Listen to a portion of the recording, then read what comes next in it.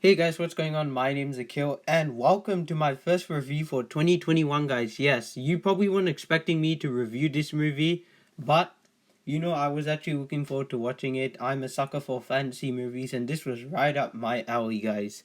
Yeah, this was right up my alley, absolutely, without a doubt, for sure. Now, I should say that I was actually planning on watching Cherry, but then apparently Apple TV Plus, our subscription, we canceled it, so clearly I couldn't watch it. So it looks like I have to wait later to the end of the year. But I'll talk about all that to the end of the review. For right now, I'm going to be doing a review for Raya and the Last Dragon, guys. Yes, Raya and the Last Dragon, Disney's latest animated film, and boy, do I have some things to say about this. And it's definitely more positive than negative. I will say that. So let's just jump right into this without wasting any more time. So starting off right for my pre-rating score, I'm going to say that Raya and the Last Dragon is a great movie, guys. I had a ton of fun with this movie. It's not perfect. I still think Onwards a little bit better, maybe because of the story in that film.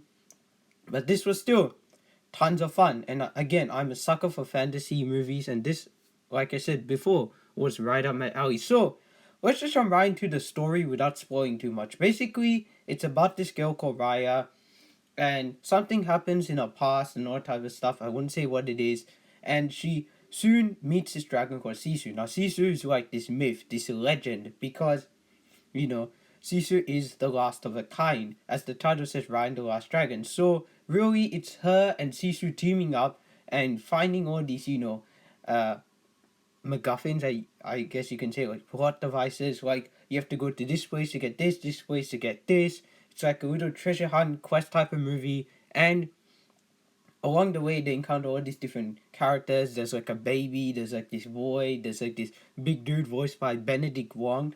And by the way, the two characters are Aquafina, who voices Sisu the dragon, and Raya, voiced by Kelly Marie Tran, who plays Rose Tico in the new Star Wars movies, if you have seen them.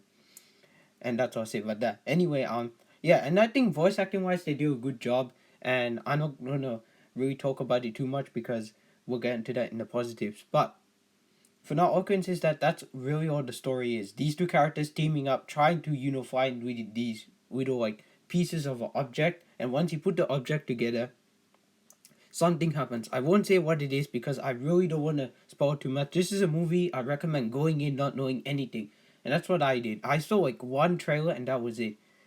And you should be happy that I'm saying that because you will probably really like this movie. And I'm surprised how many people are actually watching in theaters. Like I looked online before, just out of curiosity, because you can still see how many people are watching. Obviously, even though you don't have to like buy the tickets, you can randomly press one person and you can still see. And quite a few people are watching it. I'm assuming they're taking their kids and all that. And I do apologize that this is a little late because it did come out last week. But hey, I'm still doing it in the same month, guys. So it is what it is. But anyway, that's the story without really spoiling it. Alright, now let's talk about the positives because, like I said, there's a lot of things to praise for this movie. And first up is, of course, the animation. I mean, at this point, Disney can do no wrong. Last year onward was a beautiful looking movie, and I feel this is the best looking Disney animated film I've seen in my entire life. Like, once again, they've topped themselves out. I even think this is a better looking film than Onward. Toy Story 4, though, that's a little bit different because I felt like those characters in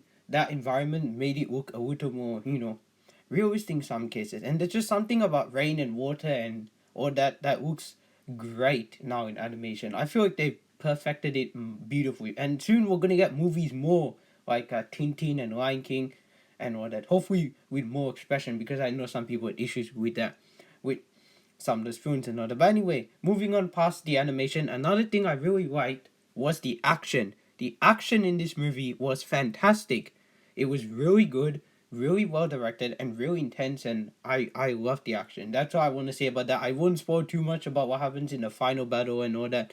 The first fight scene is actually kind of unexpected. I was like, oh, okay, I guess that's how the rest of the movie is going to be, unexpected things, and he kind of had that.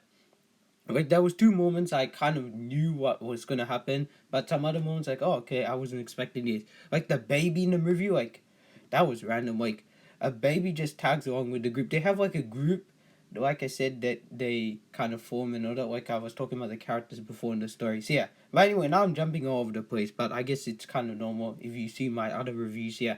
So animation and action was great. But another thing, speaking of the characters, is some of the characters were actually likable. I really liked Raya. I really liked Sisu.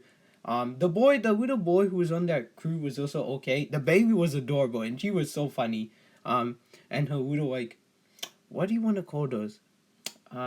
Monkey friends. I meerkat. They look like meerkat. I don't know what they are. Benedict Wong's character was hilarious at times. Yeah, some of the characters were good. I also want to give a quick shout out to James Newton Howard. His music was phenomenal. In fact, I probably would put that as another honorable mention too if I had the option. But the more I think about it, I thought some of the characters were actually really really strong here, and I really like their dynamic and all that. I feel like Disney knows now how to make great characters in terms of their animated films, and it's very modern day like with the with the slang and all that. Yeah, and there's some weird moments obviously because it is a kids film and all that, but it's not like what it was before. So yeah, that's all I'll say about that. Now we go into the negatives very quickly because there's not a whole lot I can say about the negatives in this. Then I can criticize this film too much. But one thing that stood out is that it is a bit slow. There's some parts that drag quite a bit. Pacing wise overall was fine, but just a tad bit in the second act I felt was a little bit slow. So yeah. And then another thing I didn't like about this movie is that sometimes it felt like you were watching something that you kind of seen before. Like it felt a little bit like Indiana Jones. It felt a little bit like this. So in that regard, I have to say it was cliched, as you can see on the screen now.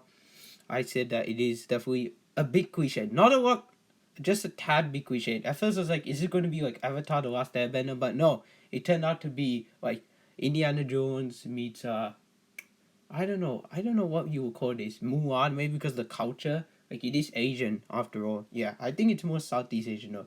That's all I'll say. But it definitely did feel a bit cliche, a little bit cliche. Yeah. And that's all I can say about that. Overall, guys, I really did enjoy myself with this movie. Not as good as Onward, in my personal opinion. Onward was better just because of the story. But I really did enjoy this movie overall, guys. So to wrap things up, as a final score, I'm gonna give Raya and the Last Dragon an 8 out of 10. It's a great film. I recommend checking it out. If you're an adult, if you got kids, take them to go see it in the theaters unless you really want to. If you got Disney Plus, watch it. And yeah, go have fun with this movie, guys. Now, quickly, I want to talk about Cherry. Now, Cherry, like I said, I can't watch it now because of the Apple TV Plus thing. So later in the year, what I'm planning on doing is what I've done in previous years now since 2018 and do catch-up reviews. So Cherry will be one. Tom and Jerry, get it? Jerry, Tom and Jerry. No, that's a bad joke. But anyway, yeah, Tom and Jerry I'm putting off. However, I might see that sooner rather than later just to get it over and done with because I've heard it's like one of the worst films in like years or something. Like, I don't want to base it on like reviews. Like, just because it's bad doesn't mean I might not somehow like it. Like Justice League, I actually did I know that got bad reviews? Maybe I did. I can't remember, but still, I watched it and I fell in love with that film. That's just me though with Justice League. But Tom and Jerry, I don't know. It could be like Chris Stockman said, like Smurfs, because Smurfs was okay. It wasn't like annoying. Like I'll give you like a 2 out of 10, not a one. I think that's a bit too harsh because animation wise they're alright, and I didn't mind Neil Patrick Harris in the film, to be honest. But Tom and Jerry, I'm very worried. As for Chaos Walking, I heard that movie sucks, so I don't know when I'll see that. But I will get around to all these coming, all these movies as well. But I will be putting Terry off towards the end of the year. However, in terms of movies coming up, end of this month, Godzilla vs. Kong. Next month, Mortal Kombat. Also, a movie called Voyages is coming next month. That I also might put to the end of the year just because it's not a big tentpole studio film and all that like that. Like, it looked interesting. I read the plot synopsis like last year and I just saw the cast like, oh, interesting.